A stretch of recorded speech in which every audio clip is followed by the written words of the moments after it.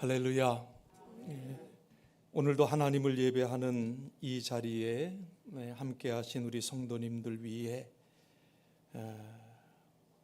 우리 주 예수 그리스도의 크신 사랑이 함께 하시길 주님의 이름으로 간절히 축원드리겠습니다. 벌써 이 해의 마지막 달인 12월을 맞이했어요. 제가 이렇게 가만히 기억을 더듬어 보니까 매번 12월 첫째 주 설교의 시작이 벌써라는 단어가 꼭 들어갔던 것 같아요. 그만큼 시간이 빠르다는 거지요. 여러분 12월 그러면 제일 먼저 생각되는 것이 뭐예요? 성탄절. 그렇죠. 12월이 되면 항상 성탄절, 우리 예수님의 오심을 기다리고 축하하는 그 절기를 우리는 떠오르게 되는데요. 세계 각국의 성탄절 인사를 잠깐 찾아봤어요. 재밌더라고요. 물론 미국은 메리 크리스마스라고 그러죠. 일본 사람들도 잘 발음이 잘 안 되는데도 메리 크리스마스를 많이 하는 것 같아요. 그리고 이제 한국도 이제 메리 크리스마스 또는 즐거운 성탄입니다. 이렇게 인사를 하는데 중국어를 보니까 성탄 꽈일러 그러더라고요. 성탄 꽈일러. 또 프랑스는 조유 노엘 이렇게 인사를 하고, 스페인은 펠리스 나비다 이렇게 하고, 브라질은 펠리스 나탈. 독일 말이 제일 어렵더라고요. 독일 사람들은 뿌릴리헤 바이나흐텐 이렇게 발음을 하는데 꼭 싸움하자고 덤비는 것 같은 발음 같아요. 그리고 이탈리아는 부온 나탈레, 그리고 그리스 말로는 칼라 크리스토케나 이렇게 이제 인사를 하더라고요. 세계 많은 사람들이 이제 성탄이 되면 성탄절 인사를 나누고, 그리고 또 성탄절이 되면 성탄 찬송을 많이 부르죠. 저는 개인적으로 성탄의 찬양들 많이 있는데, 그 많은 그 성탄 찬송들 중에 최고의 찬송을 꼽으라고 한다면 저는 고요한 밤 거룩한 밤입니다. 이 찬송이 성탄 찬송 중에 저는 제일 가장 좋아하는 찬송인데, 이따 우리 봉헌 찬송할 때 이 찬송 같이 우리 하려고 하는데요. 이 찬송가는 조셉 모라고 하는 분이 시를 쓰고 프란츠 구르보라고 하는 분이 곡을 붙였습니다. 모라는 분은요, 교회의 주임 신부로 섬기고 있었는데, 학교 음악 교사였던 구르보, 교회 성가대 지휘자 겸 오르간 반주자로 사역했던 이 사람들인데요.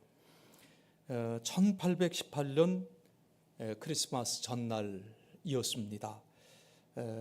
크리스마스 전날 저녁 주임 신부 모가 정말 다급한 마음으로 교회에서 한 3km 떨어져 있는 구르보의 집으로 이제 다급히 가고 있었어요. 그리고 모의 손에는 그가 2년 전에 써놨던 시 한 편이 있었는데, 크리스마스 이브 예배가 불과 몇 시간 정도밖에 남지 않았는데 그만 교회에 있던 오르간이 고장이 난 거예요. 그래서 이제 아무런 음악을 사용할 수가 없어서 이 다급한 모가 이 찬양시에 좀 곡 좀 붙여달라 부탁하기 위해서 구르보의 집으로 가고 있었습니다.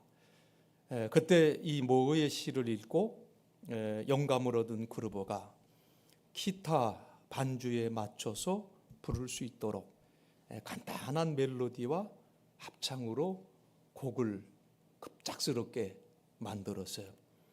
그가 만든 악보에는 모두 6절까지로 되어 있는데, 이날 저녁에 테너 모와 그리고 베이스 글로버가 이 찬양을 이중창으로 노래를 부르고 또 성가대는 후렴부를 불렀다고 하죠. 그리고 이제 모가 기타 반주를 했는데 바로 이 노래가 전 세계 사람들이 사랑하는 고요한 밤, 거룩한 밤이라고 하는 찬송이 되었어요. 이 노래가 1858년에 영어로 번역이 되고요. 그리고 현재는 140여 개 이상의 언어로 번역이 되어서 불려지는 찬송이 이 노래라고 그래요. 아마 이 노래가 이렇게 많은 사람들에게 사랑을 받게 된 이유는 수십 년간 나폴레옹 전쟁으로 마음이 황폐해진 사람들이 이 노래로 마음의 평화와 안정을 얻었기 때문이 아닌가, 이렇게 평을 하는 사람들도 있고요. 오스트리아에서는요, 이 찬송을 국보급으로 이렇게 위상을 높이고 절대로 이 고요한 밤, 거룩한 밤을 상업적으로 이용하는 것을 금한다고 하는 법이 있을 정도로 오스트리아에서는 이 노래를 아주 국보급으로 여긴다고 그래요. 그리고 2011년에서는요, 유네스코에서 이 노래를 월드 헤리티지, 인류 유산으로 지정을 했어요. 이 찬송가를요. 참 이 찬송이 대단한데 참 너무나도 그냥 심플하면서도 많은 울림을 주는 찬송인데, 이 찬송을 보면서 저는 그런 생각을 해본 적이 있어요. 인간의 위기는 하나님의 기회가 되는구나 라고 하는 이런 생각을 참 많이 해보는데요. 1946년 노벨 평화상을 수상했던 존 무트라는 분이 계세요. 이분은 미국의 기독교 교육학자로 YMCA 운동을 적극적으로 하셨고요. 1946년 2차 세계대전 이후에 원조 사업의 큰 공로로 인해서 노벨 평화상을 수상한 분인데요. 이분이 한국과 인연이 많은 분이에요. 여러 번 조선 땅을 방문했고, 특히 이분의 어록 가운데 기억이 되는 것은 이분이 1907년 2월 조선 땅에 와서 6천여 명의 성도들 앞에서 설교를 할 때, 그때 이제 통역은 윤치호 박사님께서 했다고 그래요. 그때 이제 이 모트라는 분이 무슨 말을 했냐면, 한국이 동양의 기독교 국가 예루살렘이 될 것입니다 라고 예언했던 분이 존 모트라는 분이에요. 그래서 이제 이분을 제가 많이 이제 오랫동안 기억을 하는데, 이분이 이제 이런 유명한 말을 남겼어요. Man's extremity is God's opportunity. 그러니까 인간의 극한 상황은 하나님의 기회다라고 하는 이런 유명한 어록을 남겼는데요. 참 우리의 삶을 돌아보아도 이 말은 정말 진리인 것 같아요. 인간의 기회는 하나님의 기회다 말이에요. 인간의 극한 상황은 하나님의 기회다.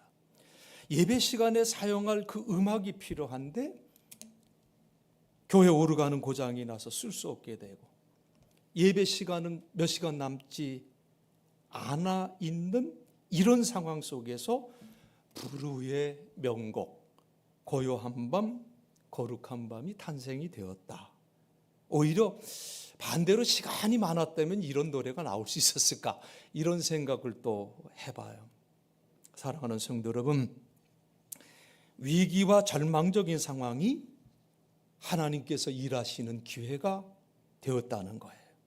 자, 이런 이야기를 통해서 오늘 우리가 처한 어려운 상황들을 다시 한번 성찰해 볼 수 있는 그러한 시간이 이 대림절의 시간 동안에 우리에게 있었으면 참으로 좋겠다, 이런 생각을 좀 가져봅니다.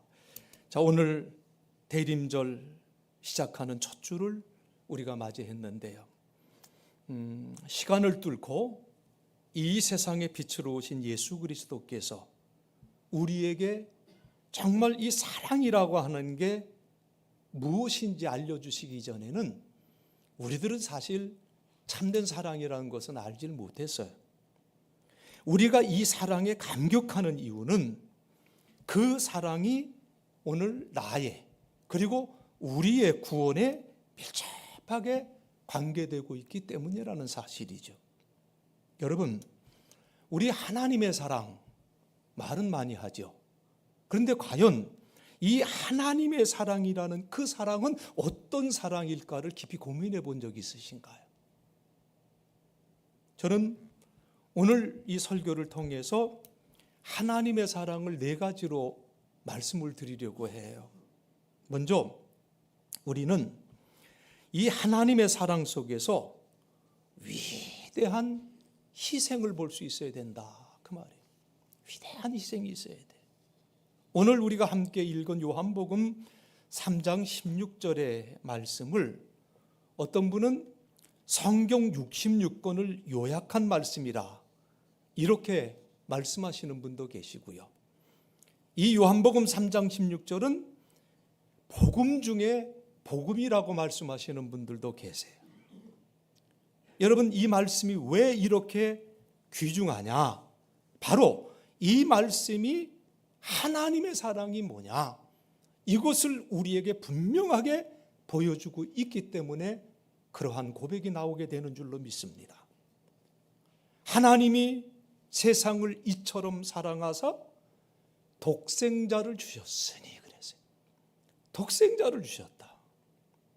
저는요, 이 말씀을 어렸을 때부터 암송을 했지만은요, 오랫동안 이 독생자라고 하는 뜻이 과연 뭘까? 이거 알지 못했어요. 이 독생자라는 말이 무슨 말인가? 뭐 영어 성경에 보면 only son이라고 그랬어요.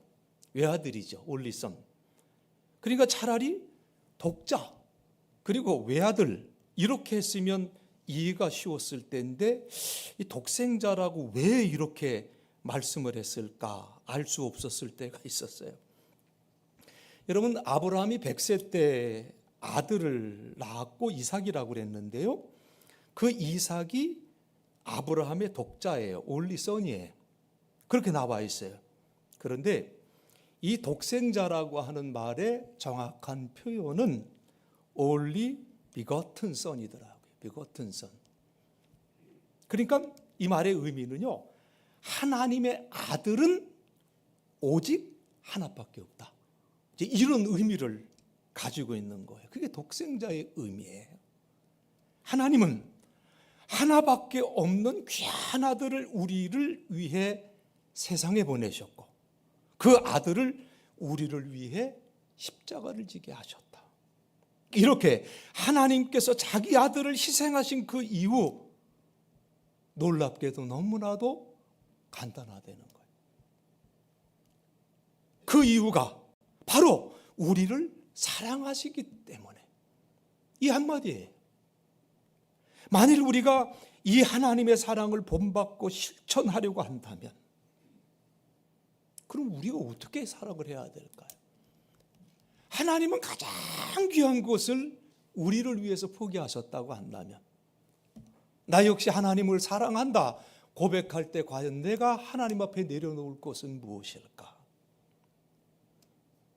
우리는 이 하나님의 사랑 앞에서 하나님의 위대한 희생을 볼 수 있는 믿음의 눈이 띄어져야 될 줄로 믿습니다. 둘째로, 하나님의 사랑은 죄인들을 사랑하신 사랑이에요. 죄인들을 사랑하신 사랑. 오늘 우리가 함께 그 경배 찬송을 부를 때 304장 불렀지요. 그 찬송가 가사에 그 크신 하나님 사랑 말로 다 형용 못하네.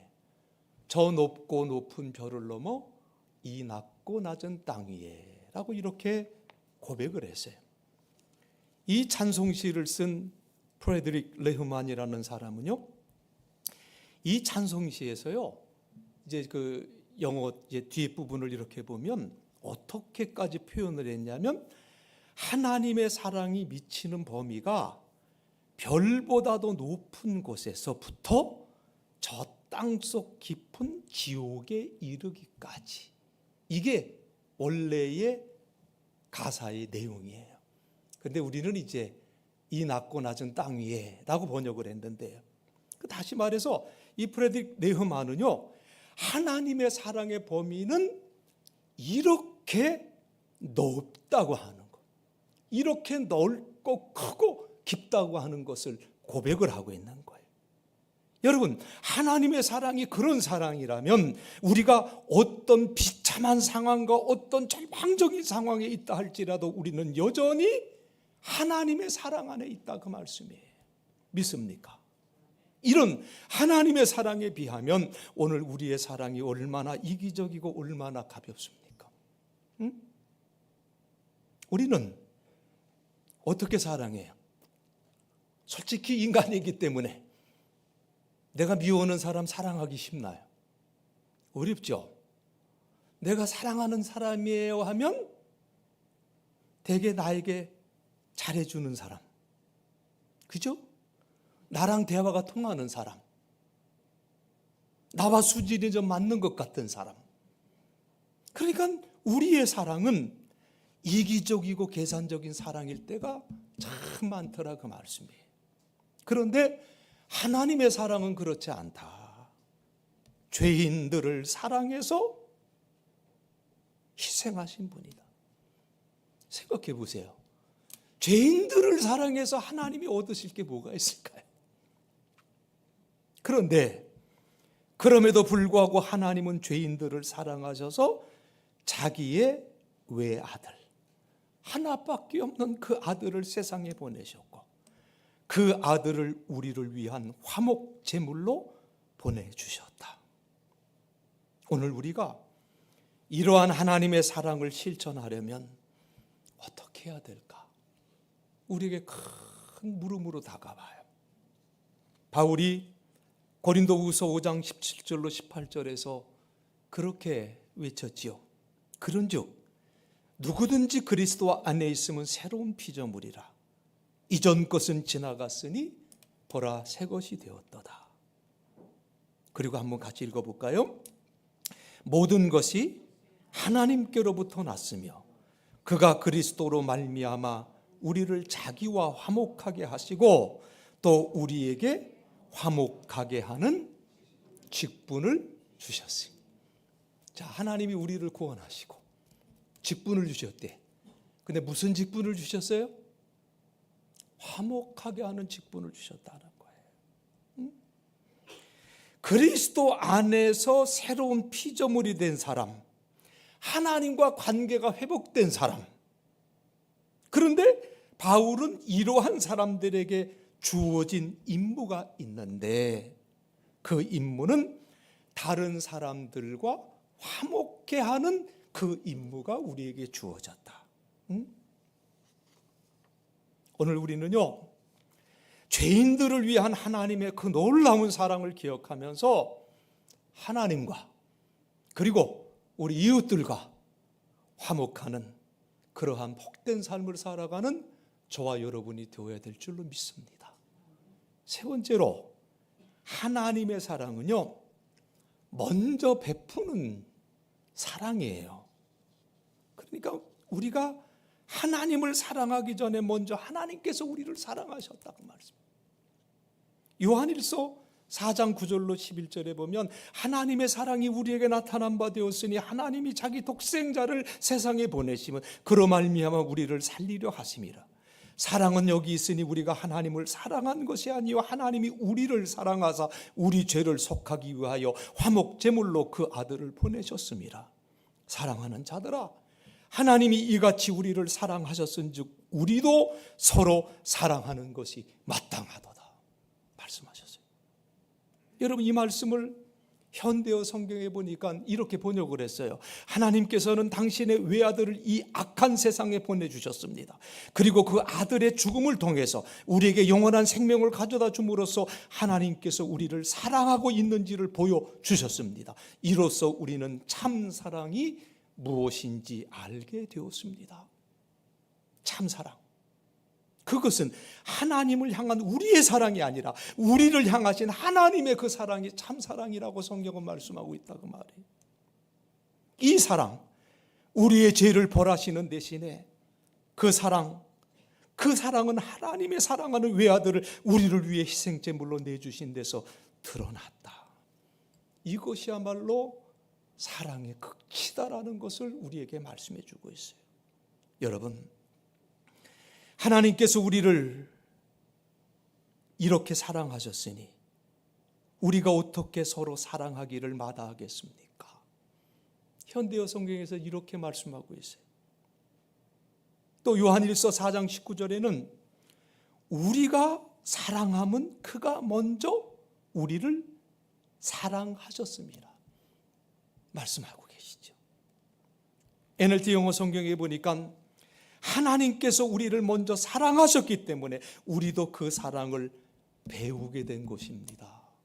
이렇게 번역을 하고 있습니다.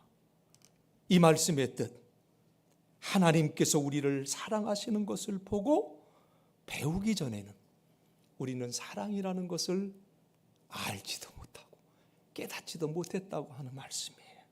그런데 이제는 참 사랑이 무엇인지 알게 되었고 비로소 우리가 서로 사랑해야 되는구나, 이것을 알게 되었다는 고백 아니겠습니까?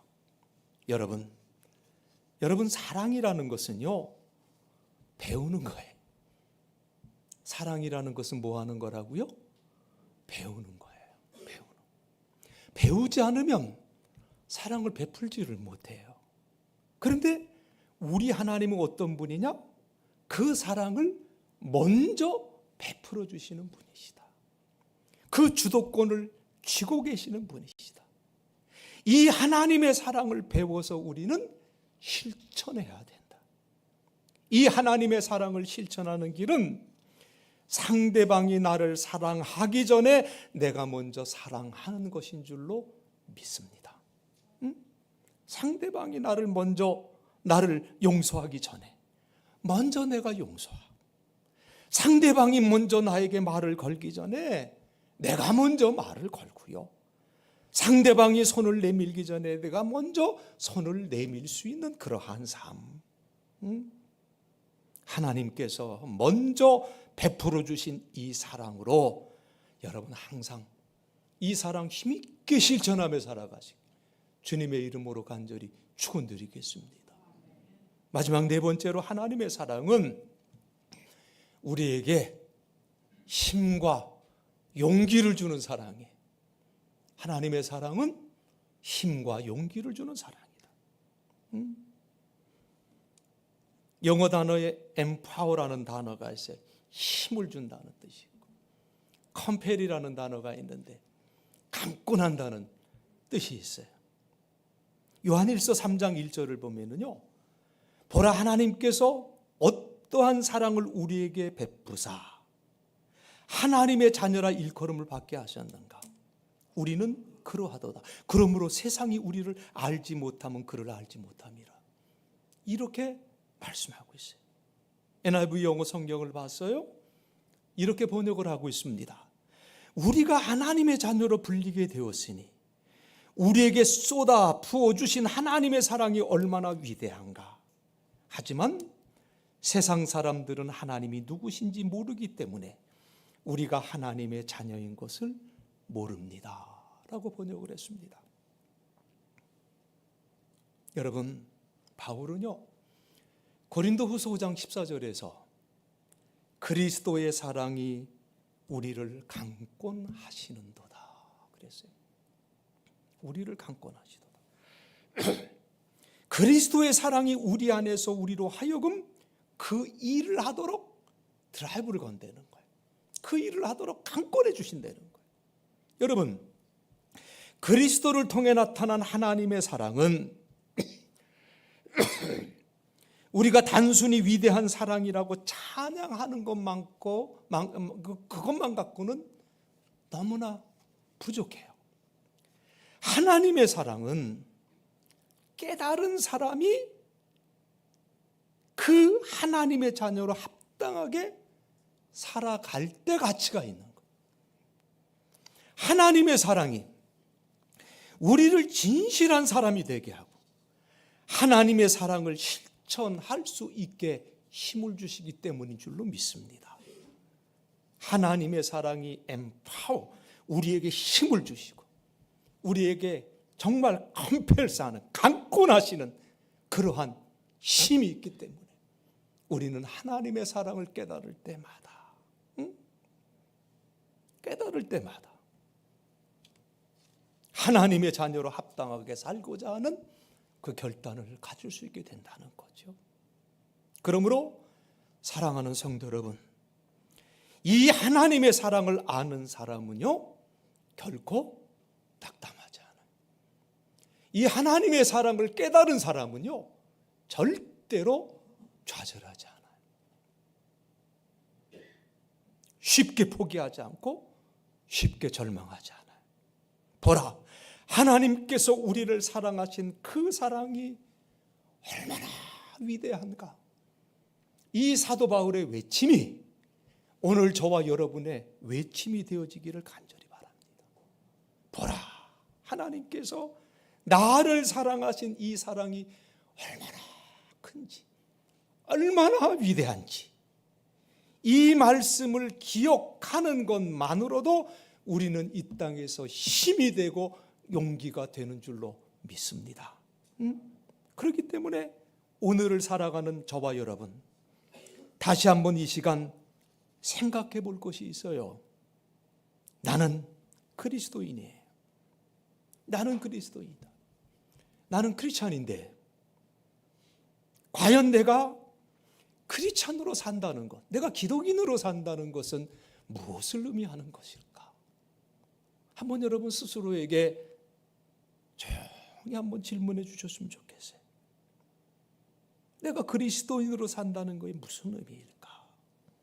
특별히 이 대림절 첫 주를 맞이하면서 우리는 이 사실을 마음속에 새겨야 될 줄로 믿습니다.